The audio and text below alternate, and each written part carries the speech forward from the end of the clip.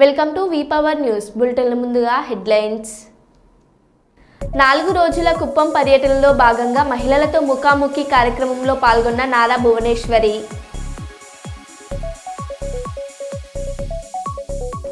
బడుగు బలహీన వర్గాల కోసం నిరంతరం పోరాటం చేసిన మహామేధావి డాక్టర్ బిఆర్ అంబేద్కర్, జాతీయ కమిషన్ మెంబర్ వడ్డపల్లి రామచందర్.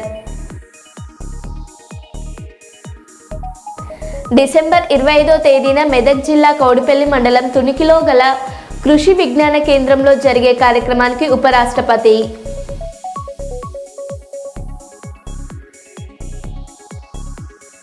అల్లు అర్జున్ సినిమాకు ప్రమాదవశాత్తు మృతి చెందిన కుటుంబాన్ని పరామర్శించిన హీరో జగపతి బాబు.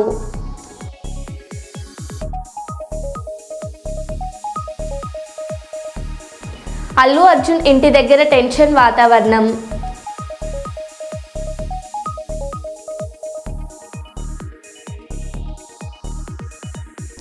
ద్రావిడ విశ్వవిద్యాలయ అధికారులు అనవసరపు వేధింపులు మానుకోవాలి, భాగ్యలక్ష్మి.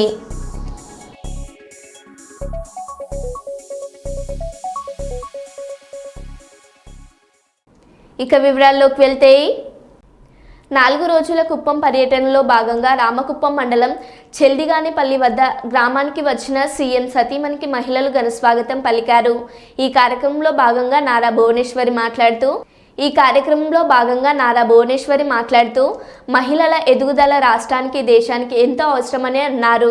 మహిళలు ఎప్పుడు ఉన్నత స్థితికి చేరుకుంటారో అప్పుడే అన్ని విధాల సమాజం అభివృద్ధి చెందుతుందని గట్టిగా నమ్మే వ్యక్తి చంద్రబాబు అని అన్నారు. అందుకోసం గతంలోనే మహిళల కోసం అనేక కార్యక్రమాలు చేపట్టారని అన్నారు.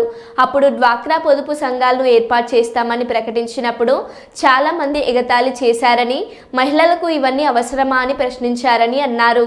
ఇప్పుడు అదే మహిళా సంఘాలు దేశంలోనే ఎక్కడా లేని విధంగా వృద్ధి సాధిస్తున్నాయన్నారు.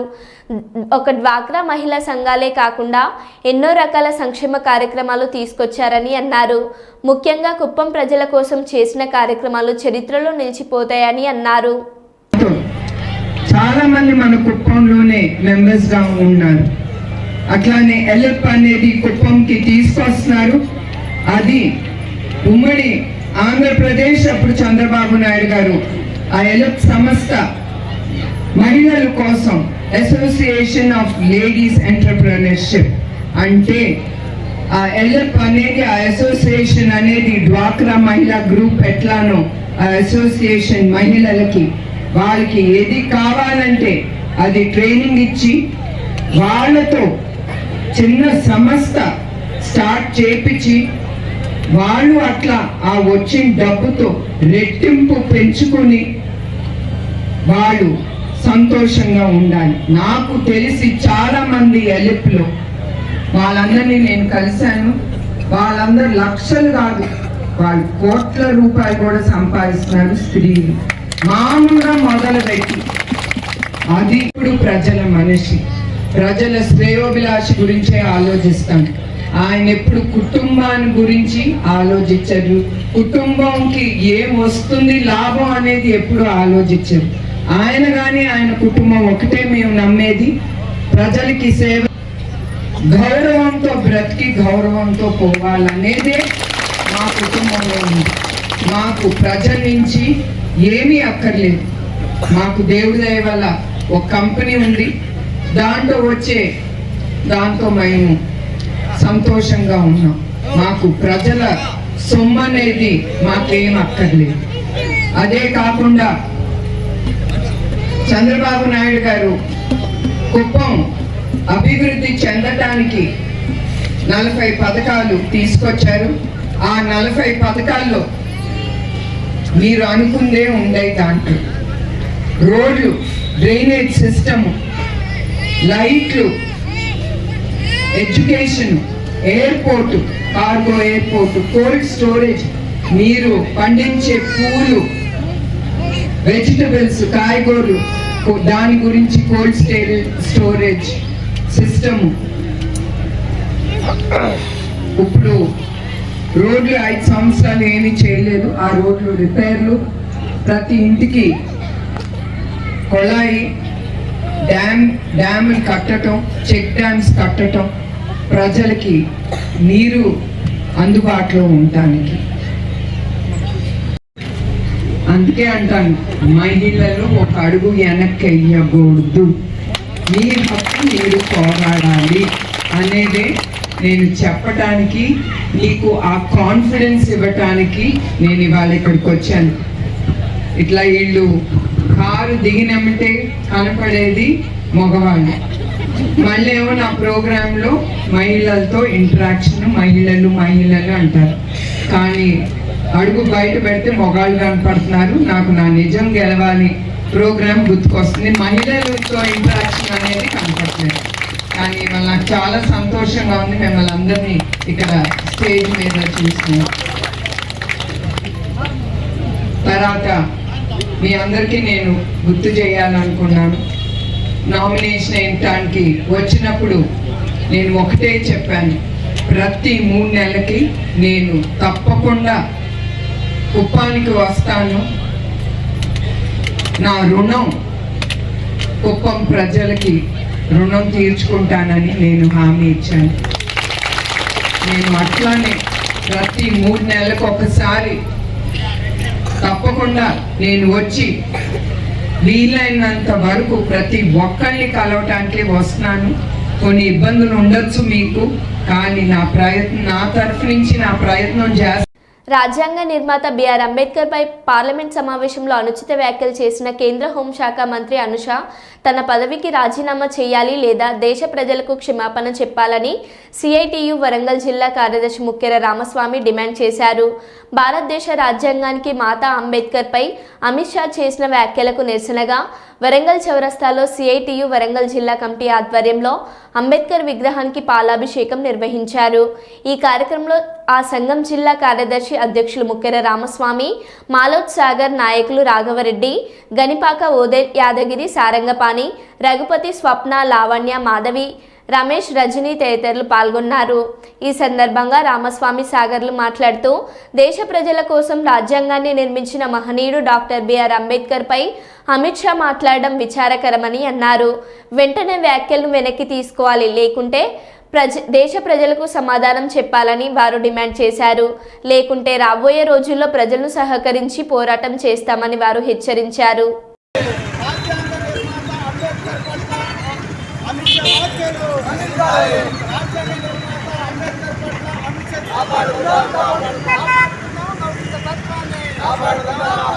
పార్లమెంట్లో కేంద్ర హోంశాఖ మంత్రి అంబేద్కర్ను పదే పేరును ఉచ్చరించడం వేసిన అయిపోయిందని అనుచితంగా వ్యాఖ్యలు చేయడం అనేది జరిగింది.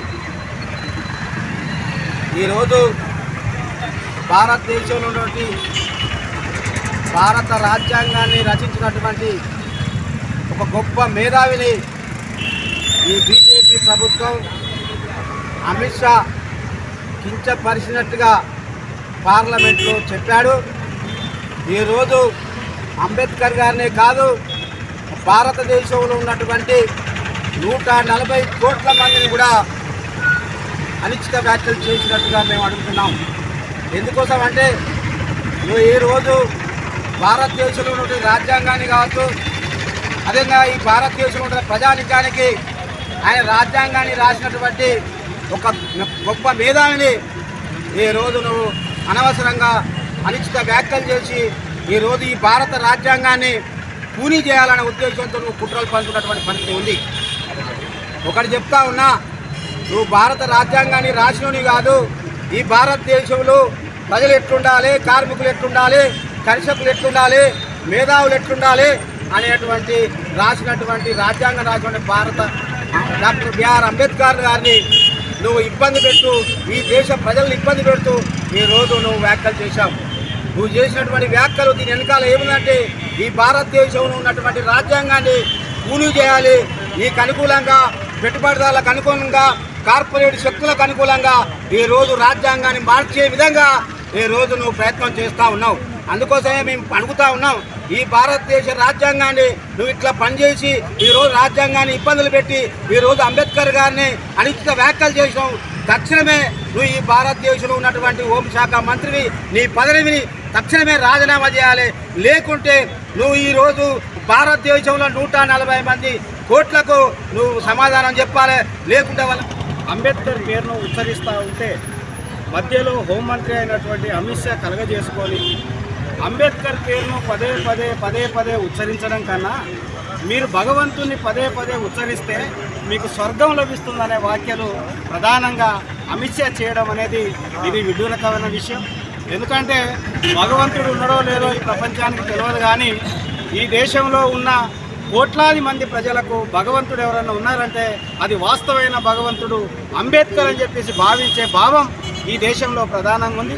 ఎందుకంటే అంబేద్కరు ఒక మనిషి రూపంలో ఉన్న వ్యక్తి, కానీ ఈరోజు శిలలను రాళ్లను మొక్కే అమిత్ షా ఈరోజు అంబేద్కర్ని అవమానిస్తూ మీరు అంబేద్కర్ను మొక్కడం కన్నా రాజ్యాంగం భగవంతుని యొక్క స్వరూపం అన్నట్టు మీరు మొక్కితే స్వర్గానికి పోతున్నట్టు అమిత్ షా వాక్యాలు ఈరోజు దుమారం లేపుతా ఉన్నాయి. ఈ వాక్యాలను వెంటనే అమిత్ షా వెనక్కి తీసుకోవాలని చెప్పేసి ఈ సందర్భంగా డిమాండ్ చేస్తూ ఉన్నాం. ఎందుకంటే ఈరోజు భారత రాజ్యాంగాన్ని రచించిన అంబేద్కరు ఈ ప్రపంచంలో చాలా గొప్ప మేధావి. ఈ ద్రావిడ విశ్వవిద్యాలయ అధికారులు అనవసరపు వేధింపులు మానుకోవాలని కోరుతూ భాగ్యలక్ష్మి పాత్రికేయులకు సంప్రదించారు. ఈ సందర్భంగా ఆమె మాట్లాడుతూ గత కొంతకాలంగా విశ్వవిద్యాలయ ఉన్నతాధికారులు తనపై అనవసరపు వేధింపులకు పాల్పడుతున్నారని ఆరోపించారు. సుమారు 17 సంవత్సరాలుగా విశ్వవిద్యాలయంలో తను అటెండర్గా పనిచేస్తున్నానని, గతంలో విశ్వవిద్యాలయ పరిధిలో అవుట్సోర్సింగ్ సిబ్బంది వేతనాల కోసం సమ్మె నిర్వహించిన సంగతి తెలిసిందేనని, అవుట్సోర్సింగ్ సిబ్బంది సమ్మెలో ఉండగా తాను మాత్రం విధులు నిర్వహించడం జరిగిందన్నారు. ఈ సందర్భంగా కొంతమంది తనపై దాడి చేయగా న్యాయం కోరుతూ తను పోలీసులకు ఫిర్యాదు చేసినట్టు తెలిపారు. ఆనాడు ఇచ్చిన ఫిర్యాదును నేడు వాపస్ తీసుకోవాలంటూ అధికారులు నివేదిస్తున్నట్టు తెలిపారు. ఈ క్రమంలో తమిళ విభాగంలో అటెండర్గా విధులు నిర్వహిస్తున్న తనను ఇంజనీరింగ్ విభాగానికి మార్చినట్టు అధికారులు తెలిపారని, తన విధులలో భాగంగా ఇంజనీరింగ్ విభాగానికి వెళ్లిన తనను స్వీపర్గా కానీ గార్డెన్గా కానీ విధులు నిర్వహించాల్సిందిగా అధికారులు ఆదేశించినట్లు తెలిపారు. ఇష్టమని స్ట్రైక్లో ఉంటే కూడా ఉద్యోగం చేస్తూ ఉంటే కూడా నన్ను దౌర్జన్యం చేసి ఆఫీస్ లోపల వచ్చి నన్ను శారీ అంతా ఇప్పి కొట్టి అన్నీ చేస్తే నేను కేసు పెట్టాను. ఆ రోజు నాకు తెలియదు, కింద పడిపోయి ఉంటే మూమెంట్ లేకుండా ఎవరో చేర్పిస్తే కేసు వచ్చి రాసిన్నారు. నేను పోయి కంప్లైంట్ ఇచ్చాను. హాస్పిటల్లో 4-5 రోజులు ఉన్నాను. నాకు న్యాయం కావాలని అడిగి లెటర్ పెడితే ఎవరు కానీ పట్టించుకోవడం లేదు. ఆ న్యాయం కావాలంటే మీరు కేసు తీసుకుంటేనే నేను ఆఫీస్లో మామూలుగా పెడతాము అని చెప్పి అన్నారు రిజిస్ట్రార్ గారు, వీసీ గారు అందరూ. అప్పటి నుంచి నేను అడుగున్నా కూడా వాళ్ళు పట్టించుకోలేదని నేను గమ్మున అయిపోయినాను. ఈ మధ్యలో కూడా నన్ను మా ఆయన్ని వేధిస్తూ ఉన్నారు. వాళ్ళ హార్ట్ పేషెంటు, మమ్మల్ని ఇద్దరిని హింసపెట్టి ఇట్లా చేస్తూ ఉన్నారు. మాకు బతకాలని ఒక ఇది లేదు. లైబ్రరీలో 7 సంవత్సరాలు చేశాను. తెలుగు డిపార్ట్మెంట్లో 4 సంవత్సరాలు చేశాను. ఇది డీన్ ఆఫీస్లో చేశాను. అన్ని రిమార్క్ ఏమని కానీ లేదు. నా ఇది అన్ని చేసినా కూడా ఏం ప్రాబ్లం లేకపోయినా కూడా నేను అంత కష్టపడి కూడా నాకు 2007లో నుంచి నేను కష్టపడితే కూడా వాళ్ళు ఏది కానీ ఇది చేసుకోకుండా నాకు చెప్పకుండా చేయకుండా ఇట్లా సీపర్గా పో, గార్డెన్కి పో అనేసి నన్ను వేధించి నేను 3 రోజుల నుంచి నేను హాస్పిటల్ తిరుగుతుండా. ఇప్పుడు కూడా నేను హాస్పిటల్లోనే ఉన్నాను. నా మూమెంటు మా ఆయనకి చాలా బాగలేకుండా ఉన్నారు. నా బిడ్డలు ఉన్నారు. నేను ఏమన్నా చేసుకుంటా అంటే యూనివర్సిటీలోనే చేసుకుంటాం నేను మా భర్త అని అన్నారు. అది న్యాయం కావాలనేసి నేను విడ ఎక్కాను. నేను 4 నెలలు కష్టపడి ఒక్కదాన్నే నా భర్తతో కూడా ఒళ్ళు సరలేదని నేను అన్ని డిపార్ట్మెంట్లో చేశాను. నేను ఒకటే కష్టపడి చేశాను. ఆ జీతం కూడా నాకు రావడం లేదు. ఆ జీతం కూడా ఇవ్వలేదు వాళ్ళకి అది నాకు ఇవ్వకుండా వాళ్ళకి జీతాలు వేస్తున్నారు. రోజుకి నన్ను హింస పెడతానే ఉండారు. అప్పటికి మా ఆయన్ని హింస పెడుతూ ఉండారు. మీరు అవసరం లేదు ఈ జాబ్కి 10th క్లాసు మార్కులు పాస్ అనుమతి లేకుండా అని ఆ మాట కూడా నాకు చెప్పడం లేదు. వాళ్ళు ఏంది నాకు అనుమతి లేకుండా చెప్పకుండా వాళ్ళ ఇష్టానికి సీపర్కి పో, గార్డెన్కి పో అని చెప్పి పేరు రాస్తున్నారు. అది న్యాయమని నేను న్యాయం కావాలి. యూనివర్సిటీలో 2007 నుంచి నేను కష్టపడినాను. ఎవరైనా నాకు న్యాయం జరుగుతుంది అనేసి నేను కోరుతున్నాను. ఈ పేపర్ వల్ల ఎటువంటి సమస్య వల్ల నేను బాధపడుకొని నేను ఏదో సరే నేను బతకాలని కూడా లేదు. నాకు అంత ప్రాబ్లంలో ఉన్నాను. నన్ను ఇట్లా వేధించారు. అందరూ ముందర 10 మంది ముందర నన్ను ఎట్టంటే అట్ట మాట్లాడిండారు. రిజిస్ట్రార్ గారు, వీసీ గారు, ఇది మాధవ్ నాయుడు గారు, ఇది రఘుపతి గారు అందరూ నన్ను వేధించి 24 గంటలు నన్ను హింస పెడుతూనే ఉన్నారు. నేను బతకాలని లేదు, నేను యూనివర్సిటీలో ఆత్మహత్య చేసుకోవాలని కోరుతా ఉన్నాను. కానీ జరగకపోతే ఈ జాబ్లో నన్ను మామూలుగా జరిపించాలనే ఇదిలో అదే నేను ఏది అటెండర్గా తమిళ డిపార్ట్మెంట్లో జరుగుతా ఉన్నిందో అదే ఆ మూమెంట్లోనే నన్ను చేర్పించుకొని నడిపిస్తేనే నేను ఒప్పుకుంటాను. లేకపోతే నాకు న్యాయం జరగకపోతే నేను ఏం చేసుకుంటానో నాకే తెలియదు. న్యాయం జరగాలి. నేను వీసీ గారిని, రిజిస్ట్రార్ గారిని, రఘుపతి గారిని, మాధవ్ నాయుడు సార్ గారిని అందరినీ కోరుతా ఉన్నాను. నేను ఎంతో అడుక్కున్నాను. మాకు తెలిసిన వాళ్ళు అనేసి ఎంతో సహాయం అనుకున్నా. ఫస్ట్లో నన్ను చీరెత్తి కొట్టినా కూడా నేను యూనివర్సిటీ బయట పోకూడదని నేను గమ్మునున్నాను. ఇప్పుడు నన్ను ఎంత ఏడిపించి అంత బాధ పెట్టించారు. నేను ఇప్పటికీ ఎంత ఫీల్ అవుతున్నాను అంటే నాకు అంత బాధ పెట్టించారు. నిన్న ఏడ్చుకోలేక అంత బాధ పెట్టి నేను భోజనం కూడా లేకుండా ఉన్నాను యూనివర్సిటీలో. ఈ ద్రావిడ యూనివర్సిటీ అంటే నాకు చాలా ఇష్టము. 2000 మేము స్టార్ట్ అయినప్పటి నుంచి ఉన్నాము. ఇప్పటికీ ఈ మధ్యలో ఇట్లా జరుగుతూనే ఉంది. ఒకటి పోతే ఒకటి. నాకు అది ఏమో తెలియదు, ఎవరు కూడా ఉండి ఇచ్చేస్తున్నారో తెలియదు. నాకు ఇంత బాధ పెట్టిస్తున్నారు, మా భర్తకి బాధ పెట్టిస్తున్నారు. మాకు న్యాయం కావాలా. యూనివర్సిటీలో లాస్ట్ వరకు నాకు ఏ ఇబ్బంది లేకుండా చూడాలనుకోవచ్చు, మీరు చూడాలి. ఏదన్నా జరిగినా కూడా మీరే సాక్షి. డిసెంబర్ 25వ తేదీన మెదక్ జిల్లా కౌడిపల్లి మండలం తునికిలో గల కృషి విజ్ఞాన కేంద్రంలో జరిగే కార్యక్రమానికి గౌరవ ఉపరాష్ట్రపతి హాజరు కానున్నారని, పర్యటన కోసం అధికారులు సమన్వయంతో పనిచేసి విజయవంతం చేయాలని సిఎస్ శాంతికుమారి, జిల్లా కలెక్టర్ రాహుల్ రాజ్, జిల్లా ఎస్పీ ఉదయ్ కుమార్ రెడ్డి వివిధ శాఖల అధికారులకు తెలిపారు. శనివారం హైదరాబాద్ కార్యాలయం నుంచి వీడియో కాన్ఫరెన్స్లో జిల్లా కలెక్టర్ రాహుల్ రాజ్, జిల్లా ఎస్పీ ఉదయ్ కుమార్ రెడ్డితో మాట్లాడారు. ఈ సందర్భంగా సిఎస్ శాంతకుమారి మాట్లాడుతూ ఉపరాష్ట్రపతి పర్యటనలో ఎలాంటి లోటుపాట్లు లేకుండా అధికారులు సమన్వయంతో పనిచేసి విజయవంతం చేయాలన్నారు. ఈ సందర్భంగా జిల్లా కలెక్టర్ రాహుల్ రాజ్ మాట్లాడుతూ ఉపరాష్ట్రపతి పర్యటన మధ్యాహ్నం 2:15 నుంచి 4:15 వరకు 2 గంటల పాటు మెదక్ జిల్లాలో ఉంటుందని, ఈ కార్యక్రమానికి పోలీస్, వైద్య, R&B ఇతర శాఖల సమన్వయంతో పనిచేస్తామన్నారు.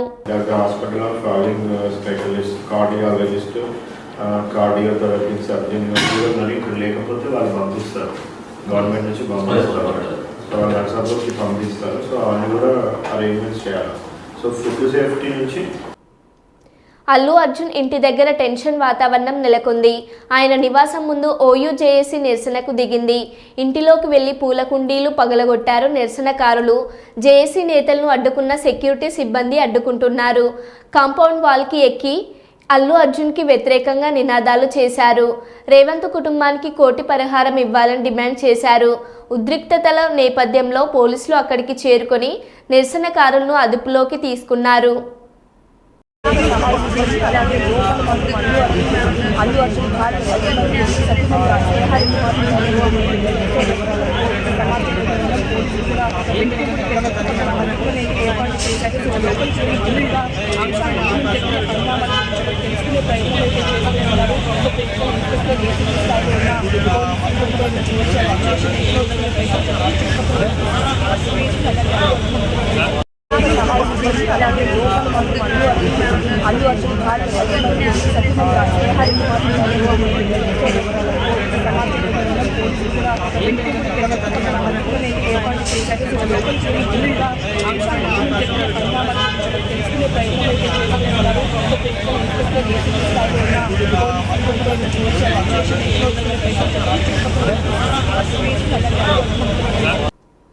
నేను రేవతి ఫ్యామిలీని కలవాలని అనుకుంటే లీగల్ ప్రాబ్లమ్స్ వల్ల కలవలేకపోయా.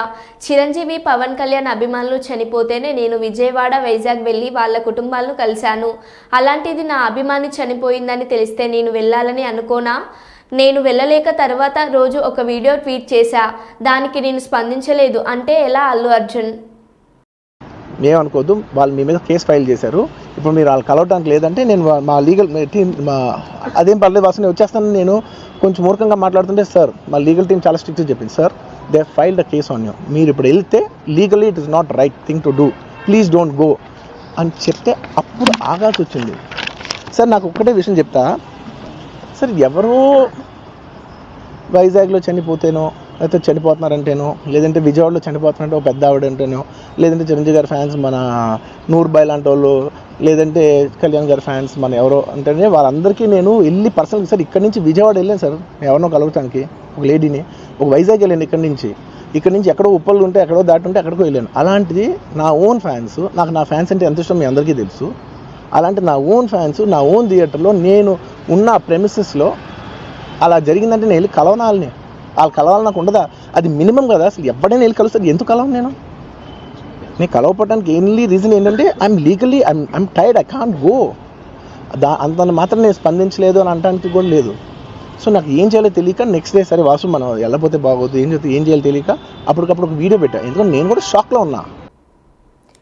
అల్లు అర్జున్ సినిమాకు ప్రమాదవశాత్తు మృతి చెందిన కుటుంబాన్ని పరామర్శించిన హీరో జగపతి బాబు హాస్పిటల్లో ట్రీట్మెంట్ తీసుకుంటున్న కుటుంబ సంబంధించిన కుమారుడిని పరామర్శించి వారి కుటుంబానికి అండగా ఉంటామని ఈ సందర్భంగా మీడియా ముఖంగా వీడియో రిలీజ్ చేయడం జరిగింది. అందరికీ నమస్కారం. ఒక క్లారిటీ కోసం ఈ ట్వీట్ పెడుతున్నాను. నేను షూటింగ్ నుంచి ఊరు నుంచి రాగానే వెంటనే హాస్పిటల్కి వెళ్ళాను. అల్లు అర్జున్ ఈ ఇన్సిడెంట్లో, అన్ఫార్చునేట్ ఇన్సిడెంట్లో, ఈ యాక్సిడెంట్లో ఎఫెక్ట్ అయిన ఫ్యామిలీని చూడటానికి, ఫాదర్ని, ఆ బాబు సిస్టర్ని పలకరించాలని అనిపించింది, చూడాలనిపించింది. హ్యుమానిటేరియన్ గ్రౌండ్స్ మీద వెళ్ళాను. పాజిటివ్గా ఉంది. He might recover, there is a very good chances, let's hope for the best అని, with all the people's blessing and gods and goddesses అనేది చెప్పేసి భరోసా ఇచ్చి వచ్చాను. I wanted to go and అందరికంటే ఎక్కువ ఎఫెక్ట్ అయింది ఆ ఫ్యామిలీ కాబట్టి ఆ ఫ్యామిలీకి సపోర్ట్ ఇద్దాం అనే మై ఎక్స్టెంట్ సపోర్ట్. పబ్లిసిటీ చేయలేదు కాబట్టి, ఎవరికి తెలియలేదు కాబట్టి ఈ మాట వచ్చింది.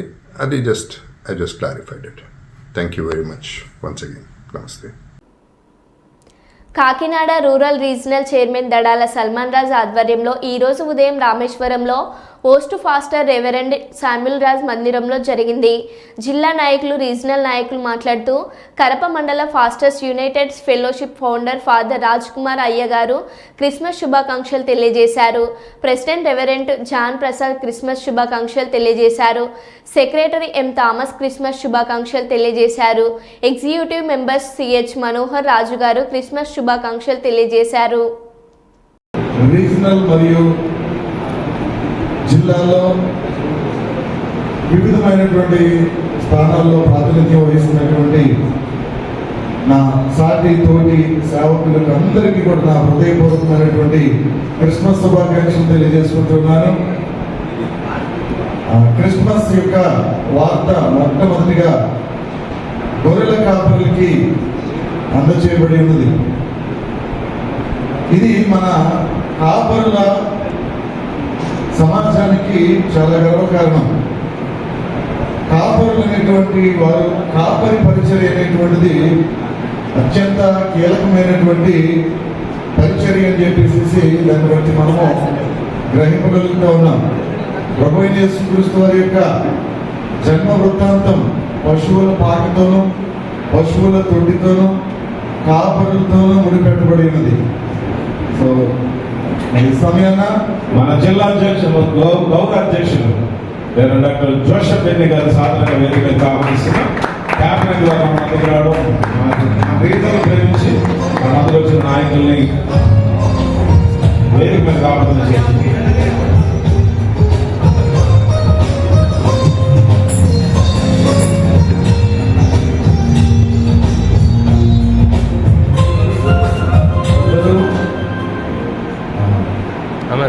మన జిల్లా గౌరవ అధ్యక్షులు మరియు ఆంధ్ర రాష్ట్ర పాస్టర్స్ ఫెలోషిప్ యొక్క ఉపాధ్యక్షులు గౌరవనీయులు జోసెఫ్ బెన్ని గారికి, అలాగే చేరిన సహోదరులందరికీ కూడా మరొకసారి క్రిస్మస్ శుభాకాంక్షలు తెలియజేసుకుంటూ మరి ఇంకా చాలా మంది దైవ సేవకులు మాట్లాడవలసి ఉంది కనుక సమయాన్ని ముగిస్తాను. Thank you sir. Thank you.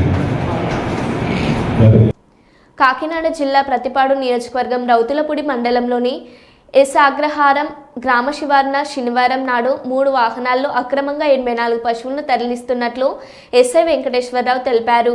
స్థానికులు అందించిన సమాచారం మేరకు పోలీసులు, రెవెన్యూ సిబ్బంది ఘటన స్థలానికి చేరుకొని 84 పశువులతో పాటు M Sainathachari, CH Eshwar, Sabid Basha, R Srinu అను 4 వ్యక్తులను అదుపులోకి తీసుకొని కేసు నమోదు చేసి దర్యాప్తు చేస్తున్నామన్నారు.